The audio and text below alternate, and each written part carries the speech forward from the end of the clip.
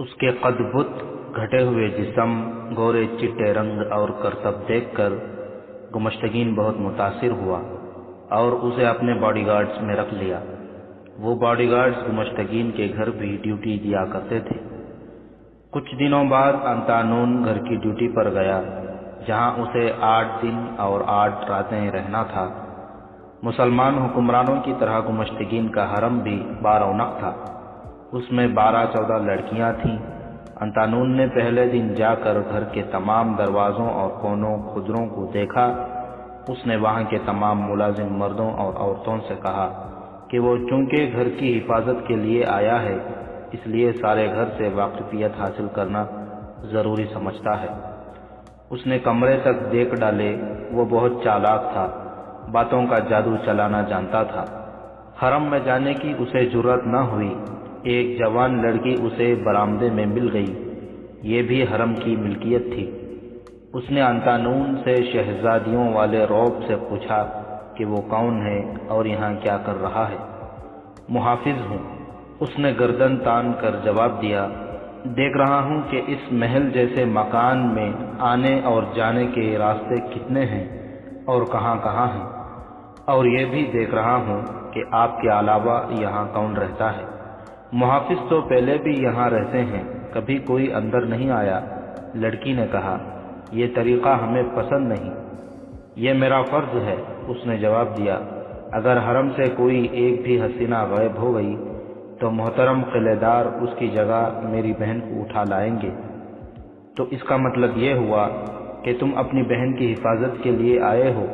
لڑکی نے مسکرا کر کہا، اگر میں اس کی حفاظت کر سکتا تو آج ایک لڑکی سے یہ نہ کہلواتا کہ تم کون ہو اور یہاں کیا کر رہے ہو۔ اس نے چہرے پر اداسی کا تاثر پیدا کر کے کہا، میں اپنی بہن کی حفاظت نہیں کر سکا تھا، اس لیے آپ کی حفاظت میں پوری احتیاط کر رہا ہوں۔ اس نے آہ بھر کر کہا، وہ بھی آپ جیسی تھی، بالکل آپ جیسی۔ مجھے روکنے کی کوشش نہ کریں کہ میں کیا کر رہا ہوں۔ اس نے اندھیرے میں جو تیر چلایا تھا وہ نشانے پر لگا۔ اس نے عورت کی جذباتیت پر تیر چلایا تھا۔ وہ بھی جوان لڑکی تھی، پوچھے بغیر نہ رہ سکی کہ وہ اپنی بہن کی حفاظت نہیں کر سکا تھا تو کیا ہوا تھا؟ کیا اس کی بہن اغوا ہو گئی تھی؟ اگر اغوا کرنے والے مسلمان ہوتے یا وہ خود کسی مسلمان کے ساتھ گھر سے بھاگ جاتی تو مجھے اتنا افسوس نہ ہوتا۔ اس نے کہا، دل کو یہ کہہ کر تسلی دے لیتا ہوں کہ کوئی اس سے شادی کر لے گا یا اسے کسی مسلمان امیر کے حرم میں دے دیا جائے گا۔ اسے صلیبیوں نے اغوا کیا ہے، ایک نہیں 2 بہنوں کو۔ میں ان کی حفاظت نہیں کر سکا۔ لڑکی نے اس سے پوچھا کہ وہ کہاں سے اور کس طرح اغوا ہوئی ہے۔ اس نے وہی یروشلم والی کہانی سنا دی اور اپنے فرار کی کہانی ایسی سنسنی خیز بنا کر سنائی کہ لڑکی کا چہرہ بتاتا تھا جیسے یہ تیر اس کے دل میں اتر گیا ہے۔ اس نے کہا، میں وہاں سے پیدل یہ ارادہ لے کر آیا ہوں کہ صلاح الدین ایوبی کی فوج میں شامل ہو کر صرف اپنی بہنوں کا ہی نہیں، ان تمام بہنوں کا انتقام لوں گا جنہیں صلیبیوں نے اغوا کیا ہے۔ قلعے دار نے مجھے اپنے محافظ دستے میں رکھ لیا ہے۔ اس نے اور بھی بہت سی باتیں، جذباتی باتیں کی جو لڑکی کے دل میں اترتی گئیں۔ انتانون اچھی طرح جانتا تھا کہ حرم کی لڑکیوں کے جذبات نازک ہوتے ہیں، لیکن اخلاقی لحاظ سے وہ کمزور ہوتی ہیں۔ وجہ صاف ہے، ایک آدمی کی 1 درجن یا اس سے بھی زیادہ بیویاں ہوں تو کوئی بھی دعویٰ نہیں کر سکتی کہ یہ آدمی اسی کو چاہتا ہے، اور جب بیویاں بغیر نکاح کے حرم میں قید رکھی ہوئی ہوں تو انہیں محبت کا اشارہ بھی نہیں ملتا۔ جوان لڑکی کے کچھ جذبات بھی ہوتے ہیں۔ حرم کی جوان لڑکی یہ بھی جانتی ہے کہ چند سال بعد اس کی قدر اور قیمت ختم ہو جائے گی۔ انتانون کو معلوم تھا کہ حرم کی لڑکیوں نے اپنے خوابوں اور رومانوں کو دبا کے رکھا ہوتا ہے، اور وہ چوری چھپے اپنے خاوند یا آقا کے کسی جوان دوست یا کسی جوان اور خوبرو ملازم کے ساتھ عشق و محبت کا نشہ پوری کر لیتی ہیں۔ انتانون کے سامنے چونکہ یہی لڑکی اتفاق سے آ گئی تھی، اس لیے اس نے اسی کے جذبات سے کھیلنے کی کوشش کی۔ اپنے جاسوسی کے مقاصد کے لیے اسے حرم کی ایک لڑکی کے دوستانے کی ضرورت تھی۔ اسے ٹریننگ میں بتایا گیا تھا کہ گمشتگین جیسے عیاش، گورنر اور امرا رقص اور شراب کی محفل جماتے ہیں، جن میں حرم کی لڑکیاں بھی شامل ہوتی ہیں۔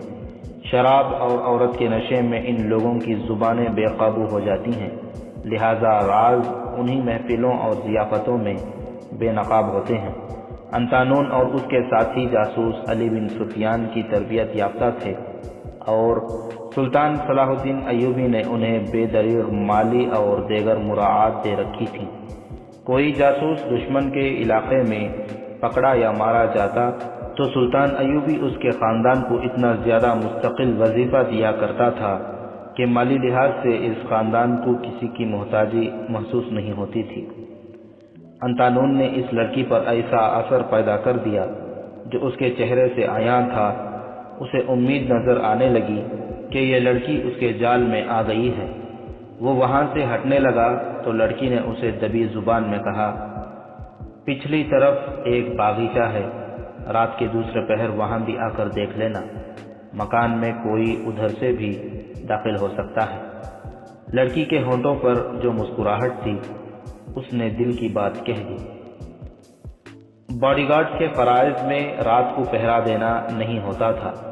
وہ بڑے دروازے کے سامنے نہایت اچھے لباس میں چمکتی ہوئی برچیاں تھامے نمائش کے لیے موجود رہتے تھے، اور جب باڈی گارڈز اپنے آقا کے ساتھ ہوتے وہ اس کی حفاظت کے ذمہ دار ہوتے تھے۔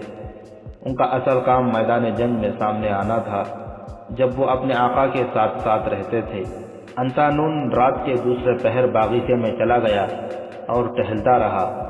یہ مکان محل جیسا تھا، اندر سے گانے بجانے اور ناچنے کی آوازیں آ رہی تھیں۔ انطانون نے ان مہمانوں کو بڑی غور سے دیکھا تھا جو آئے تھے، ان میں 2-3 سلیبی بھی تھے۔ وہ باغیچے میں کچھ دیر ٹہلا تو پچھلے دروازے سے لڑکی نکلی اور اس کے پاس آ گئی۔ آپ کیوں آئی ہیں؟ انطانون نے انجان بن کر پوچھا۔ اور تم کیوں آئے ہو؟ لڑکی نے پوچھا۔ آپ کا حکم بجا لانے، انطانون نے جواب دیا۔ آپ نے حکم دیا تھا کہ رات کے دوسرے پہر باغیچے میں آ کر دیکھ لینا، کوئی ادھر سے بھی داخل ہو سکتا ہے۔ اس نے پوچھا، آپ اتنی گرما گرم محفل چھوڑ کر باہر کیوں آ گئی ہیں؟ وہاں دم گھٹتا ہے، لڑکی نے جواب دیا۔ شراب کی بو سے متلی آنے لگتی ہے۔ آپ شراب کی عادی نہیں؟ نہیں، لڑکی نے جواب دیا، میں یہاں کی کسی بھی چیز کی عادی نہیں ہو سکی۔ بیٹھ جاؤ، اس نے پتھر کے ایک بینچ پر بیٹھتے ہوئے کہا۔ میں مالکہ کی برابری کی جرات نہیں کر سکتا، انطانون نے کہا۔ کسی نے دیکھ لیا تو؟ دیکھنے والے شراب میں بدمست ہیں، لڑکی نے کہا۔ بیٹھو اور اپنی بہنوں کی باتیں سناؤ۔ انطانون نے اپنے فن کے کمالات دکھانے شروع کر دیے اور لڑکی اس کے قریب ہوتی گئی۔ وہ بات کو بہنوں سے پھیر کر اپنے آپ پر لے آئی۔ اس میں جو جھجک تھی وہ انطانون نے ختم کر دی۔ یہ انطانون تھا جس نے کہا کہ اسے اب چلے جانا چاہیے، کہیں ایسا نہ ہو کہ قلعے دار لڑکی کی تلاش کے لیے نوکروں کو دوڑا دے اور وہ پکڑی جائے۔ لڑکی نے کہا کہ اس کی غیر حاضری کو کوئی بھی محسوس نہیں کرے گا، وہاں لڑکیوں کی کوئی کمی نہیں تھی۔ انطانون نے اگلی رات پھر ملنے کا وعدہ کیا اور چلا گیا۔ لڑکی نے اسے اپنے متعلق جو کچھ بتایا تھا وہ یہ تھا کہ اسے شراب سے نفرت ہے، اسے جس طرح عیاشی کا ذریعہ بنایا گیا ہے اس سے بھی اسے نفرت ہے۔ وہ حلب کی رہنے والی تھی۔ اس کے باپ کے ایک دوست نے اسے گمشتگین کے لیے منتخب کیا اور برائے نام نکاح پڑھا کر باپ نے اسے رخصت کر دیا تھا۔ اس کا مطلب یہ تھا کہ لڑکی پیار کی پیاسی تھی۔ دوسری رات ان کی وہیں ملاقات ہوئی۔ لڑکی انطانون کے انتظار میں بے حال ہو گئی تھی۔ وہ آیا تو لڑکی نے اسے پہلی بات یہ کہی، اگر تم مجھے ایک خوبصورت لڑکی سمجھ کر کسی اور نیت سے آئے ہو تو واپس چلے جاؤ، مجھے تم سے ایسی کوئی غرض نہیں۔ جس روز میں نے بدنیتی کا اظہار کیا اس روز میرے منہ پر تھوک کر اندر چلی جانا، انطانون نے کہا۔ میں تمہیں اپنی بہنوں جیسی پاکیزہ لڑکی سمجھتا ہوں، لیکن مجھے ابھی بہن نہ کہنا۔ لڑکی نے سنجیدگی کو مسکراہٹ میں بدل کر کہا، معلوم نہیں میں کسی وقت کیا فیصلہ کر بیٹھوں۔ یعنی تم میرے ساتھ کہیں بھاگ چلنے کا فیصلہ کرو گی؟ یہ تم پر منحصر ہے، لڑکی نے کہا۔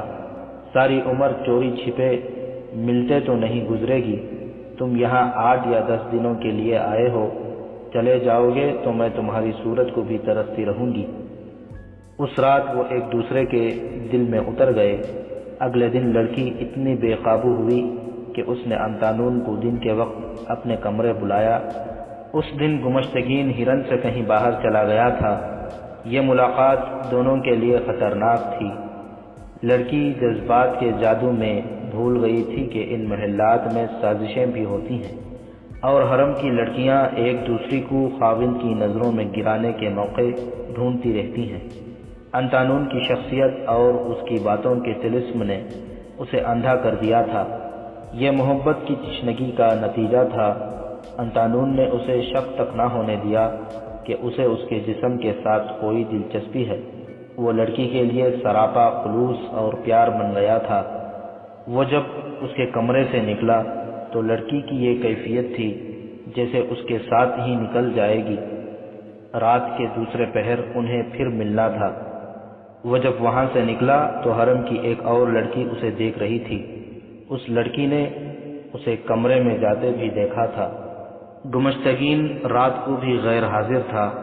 لڑکی باغیچے میں چلی گئی، انتانون بھی آ گیا۔ اب ان کے درمیان نہ کوئی حجاب رہا تھا اور نہ کوئی پردہ۔ لڑکی نے اسے کہا، تم نے کہا تھا کہ تم اپنی بہنوں کا انتقام لینے کے لیے سلطان صلاح الدین ایوبی کی فوج میں شامل ہونے آئے تھے، پھر تم اس فوج میں کیوں بھرتی ہو گئے؟ کیا یہ سلطان کی فوج نہیں؟ انتانون نے ایسے پوچھا جیسے اسے کچھ بھی معلوم نہ تھا۔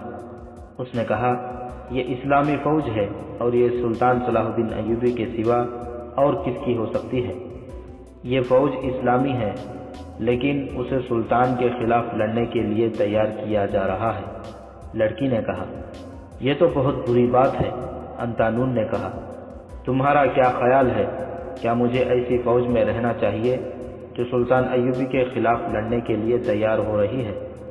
میں تمہیں بتاتا ہوں کہ یروشلم میں اور ان کے تمام علاقوں میں جہاں صلیبیوں کا قبضہ ہے، مسلمان سلطان صلاح الدین ایوبی کو امام مہدی بھی کہتے ہیں۔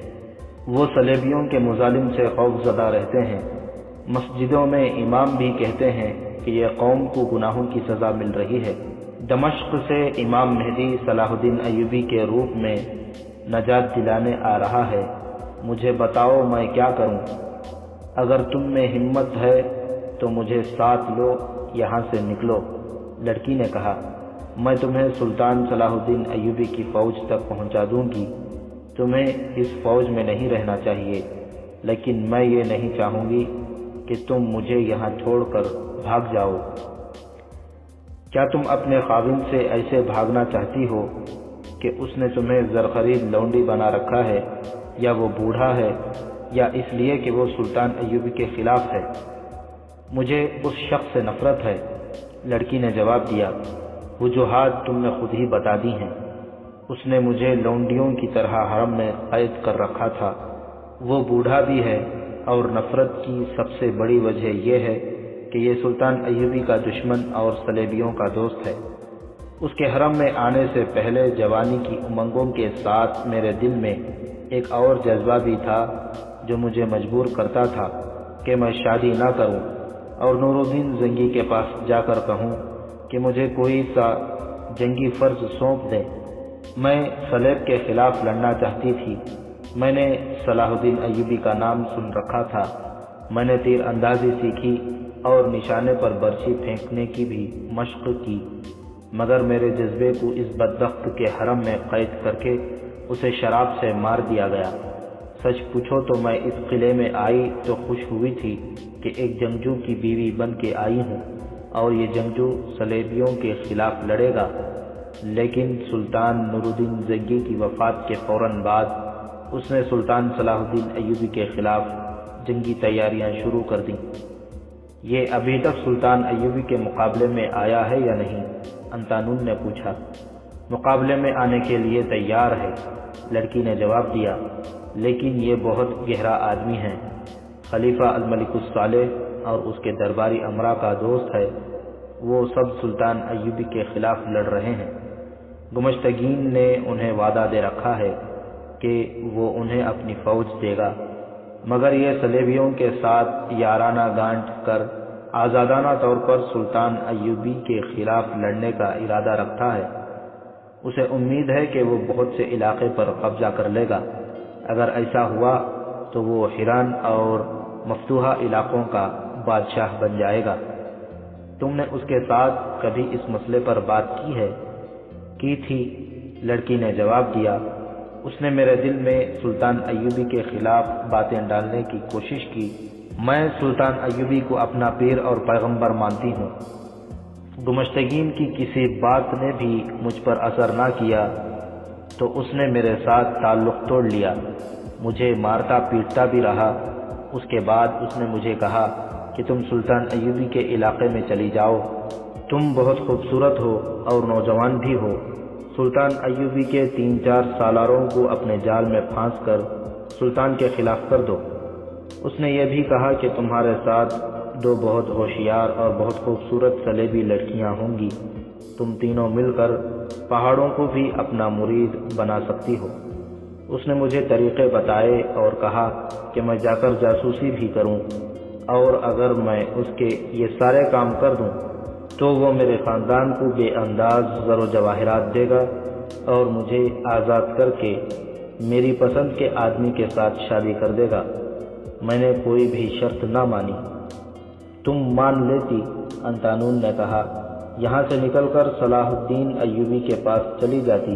اس مردود نے اور اس کے صلیبی دوستوں نے ایسا انتظام کر رکھا ہے کہ ان کے دشمنوں کے علاقوں میں جا کر کوئی لڑکی یا جاسوس غداری کرے تو اسے اغوا کر کے لے آتے ہیں یا وہیں قتل کر دیتے ہیں۔ ان کا تعلق حسن بن صباح کے قاتل فدائیوں کے ساتھ بھی ہے۔ میری روح مر گئی تھی، یہ جسم رہ گیا تھا۔ میں نے یہ سوچا تھا کہ ایسے ہی کروں جیسے تم نے کہا ہے، لیکن ہمت نہیں پڑتی تھی۔ تمہیں دیکھا اور تم میرے قریب آئے تو میری روح جاگ اٹھی۔ میں تمہارا احسان ساری عمر نہیں بھولوں گی کہ تم نے مجھے اپنے دل میں بٹھایا، لیکن اتنا ہی کافی نہیں۔ آؤ یہاں سے نکل چلے۔ تم یہیں اسی قلعے میں صلیب کے خلاف اور سلطان ایوبی کے دشمنوں کے خلاف لڑ سکتی ہو۔ وہ کیسے؟ جس طرح تمہارا آقا گمشتگین تمہیں سلطان صلاح الدین ایوبی کے علاقے میں جاسوسی کے لیے بھیجنا چاہتا ہے، اسی طرح سلطان کو بھی جاسوسوں کی ضرورت ہے جو یہاں رہ کر اسے ان لوگوں کے ارادوں اور دوسرے رازوں سے آگاہ کرتے رہیں۔ تمہیں کیسے پتا ہے کہ سلطان ایوبی کو جاسوسوں کی ضرورت ہے؟ لڑکی نے پوچھا۔ میں خود سلطان ایوبی کا بھیجا ہوا جاسوس ہوں، انطانون نے کہا۔ لڑکی اس طرح چونکی جیسے اسے کسی نے خنجر گھونپ دیا ہو۔ کیوں؟ تم حیران ہو گئی ہو؟ یہ سچ ہے، میں یروشلم سے نہیں، قاہرہ سے آیا ہوں۔ میری کوئی بہن اغوا نہیں ہوئی۔ تم نے جہاں اتنے جھوٹ بولے وہاں یہ بھی جھوٹ ہوگا کہ تم نے مجھے دلی محبت دی ہے، لڑکی نے کہا۔ تمہارا پیار اور تمہارے وعدے بھی جھوٹے ہوں گے۔ میری محبت کا ثبوت یہ ہے کہ میں نے تمہیں اپنا راز دے دیا ہے، انطانون نے کہا۔ یوں سمجھو کہ میں نے اپنی زندگی تمہارے قدموں میں رکھ دی ہے۔ تم گمشتگین کو میری اصلیت بتا کر مجھے مروا سکتی ہو۔ کوئی جاسوس اپنا آپ ظاہر نہیں کیا کرتا۔ مجھے تمہارے جذبے نے اور تمہاری محبت نے اتنا مجبور کیا کہ میں نے اپنا آپ تم پر ظاہر کر دیا ہے۔ محبت کا دوسرا ثبوت اس وقت دوں گا جب یہاں سے اپنا کام کر کے واپس جاؤں گا۔ میں اکیلا نہیں جاؤں گا، تم میرے ساتھ ہوگی۔ لیکن ایک بات صاف صاف سن لو، اگر تمہاری محبت اور میرا فرض اکٹھے میرے سامنے آ گئے اور خدا نے میرا امتحان لینا چاہا کہ میں کسے پسند کرتا ہوں، تو میں فرض کو انتخاب کروں گا۔ تمہاری محبت کو قربان کر دوں گا، دھوکہ نہیں دوں گا۔ تم نہیں جانتی کہ جاسوس سے اس کا فرض کیسی کیسی قربانیاں مانگتا ہے۔ سپاہی میدان جنگ میں لڑتا اور مرتا ہے، اس کے دوست اس کی لاش گھر لے جاتے اور بڑی عزت سے دفن کرتے ہیں۔ جاسوس مارا نہیں پکڑا جاتا ہے، دشمن اسے قید خانے میں لے جا کر ایسی ایسی اذیتیں دیتا ہے جو تم سن کر ہی بے ہوش ہو جاؤ گی۔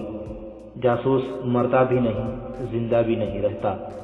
جاسوس کے لیے فولاد جیسے مضبوط ایمان کی ضرورت ہوتی ہے۔ میں ایسا ہی ایمان لے کر آیا ہوں۔ تم سے محبت کی ہے تو فولاد کی طرح مضبوط رہوں گا، مگر ایمان کا حکم نہیں ٹال سکوں گا۔ لڑکی نے اس کا ہاتھ اپنے دونوں ہاتھوں میں لیا اور چوم کر اپنے منہ پر پھیرا۔ اس نے کہا، تم مجھے بھی اتنا ہی مضبوط پاؤ گے، بتاؤ میں کیا کروں؟ انطانون نے اسے بتانا شروع کر دیا کہ وہ کیا کرے۔ اس کے لیے ضروری ہدایت یہ تھی کہ وہ گانے بجانے اور پینے پلانے کی ان محفلوں سے غیر حاضر نہ ہوا کرے جس میں سلیبی بھی شریک ہوتے ہیں۔ اگر اسے شراب کے 2 گھونٹ پینے پڑے تو پی لیا کریں اور ان لوگوں میں گھل مل کر ان کی باتیں سنیں۔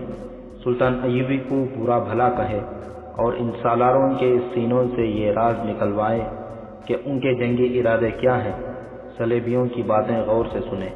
انطانون نے اس سے ان 2 سالاروں کے متعلق پوچھا جن کے متعلق بتایا گیا تھا کہ ہندوستان کے رہنے والے ہیں۔ شمس الدین علی اور شاد بخت کو میں اچھی طرح جانتی ہوں۔ لڑکی نے کہا، گمشتگین ان کے بغیر کوئی قدم نہیں اٹھاتا، وہ اکثر یہاں آتے ہیں، راگ رنگ میں بھی شریک ہوتے ہیں، لیکن شراب نہیں پیتے۔ تم ان کے قریب جاؤ۔ انطانون نے کہا، باتوں باتوں میں ان سے پوچھنا کیا ارستان میں برف پگھل رہی ہے؟ وہ تم سے پوچھیں گے کیا تم ارستان جا رہی ہو؟ تم مسکرا کر کہنا، ارادہ تو یہی ہے۔ اس کے بعد وہ تمہارے ساتھ کچھ باتیں کریں گے اور شاید یہ بھی پوچھیں کہ ادھر سے کون آیا ہے۔ تم بتا دینا کہ وہ تمہیں مل جائے گا۔ میں کچھ سمجھی نہیں، لڑکی نے کہا۔ تم سمجھ جاؤ گی، انطانون نے کہا۔ فاطمہ، میں تمہیں کبھی ان جھمیلوں میں نہ ڈالتا، لیکن فرض کا تقاضا یہ ہے کہ اپنی عزیز ترین شے کو بھی اپنے فرض پر قربان کر دیں۔ تم مجھے قربان کر دو، میں تمہیں قربان کر دوں۔ گھبرا نہ جانا فاطمہ، آنے والا وقت معلوم نہیں ہمارے لیے کیسے کیسے مصائب اور کیسی کیسی آزمائش لا رہا ہے۔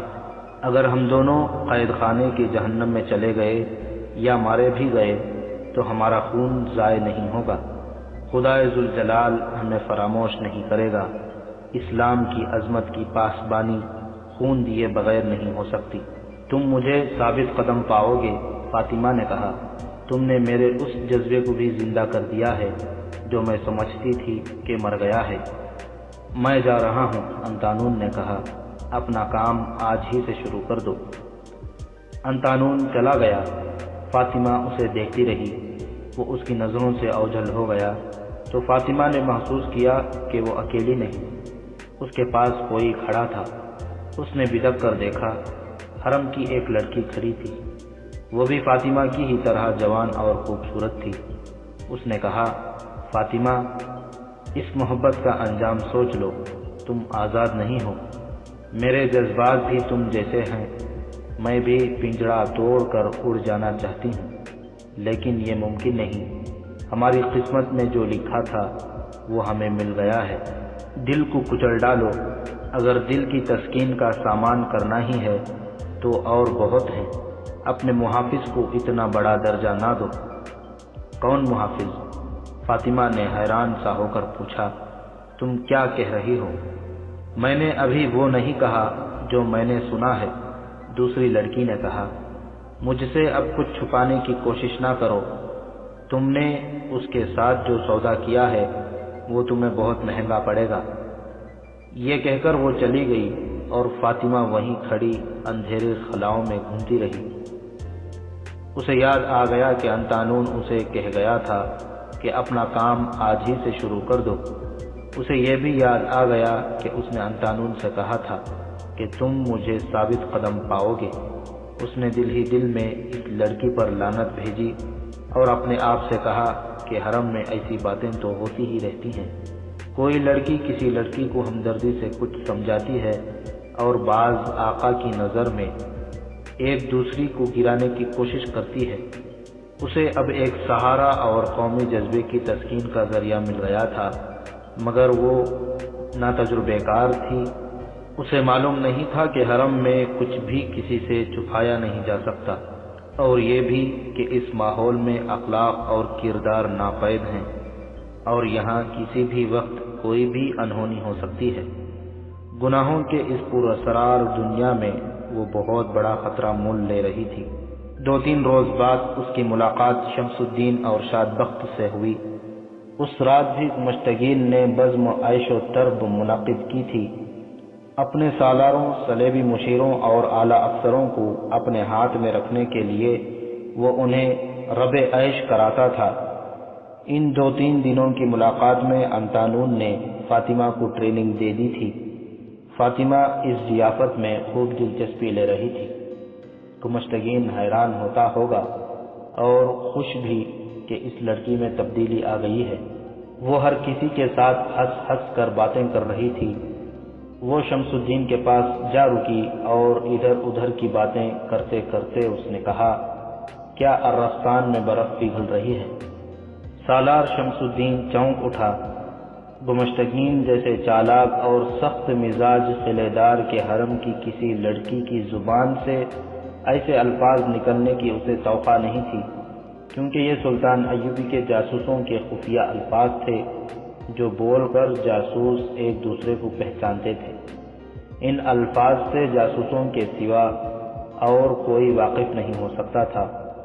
شمس الدین کو یہ بھی معلوم تھا کہ اس قلعے میں کوئی جاسوس قید نہیں تھا جس نے یہ الفاظ بتا دیے ہوں۔